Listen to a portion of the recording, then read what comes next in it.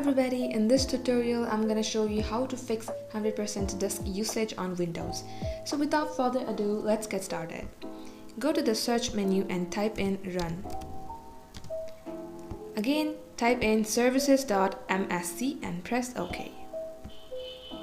Here under these varieties of options, we will quickly search for sysmain.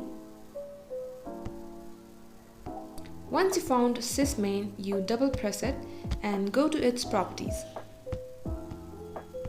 Here we need to disable the sysmain option, and trust me, it won't affect your performance. Press apply and then OK. So that now you have disabled the sysmain, let's go to the disk part of the tutorial. Go to your file manager. Here double click your local disk and again to its properties. Here on the second column of the tools option, you go to the optimize because SSD and hard drive does not need any optimization. So here, turn this off.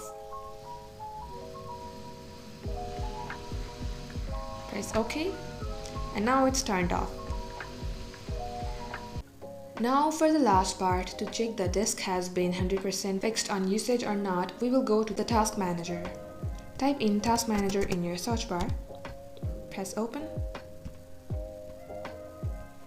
Here in the performance section of the second column, you can see the disk has been reduced by 38% and now it's running on 1 or 2%. So now that will be the end of this video. Do follow our page for more contents and we will see you soon in our next video. Thank you for watching.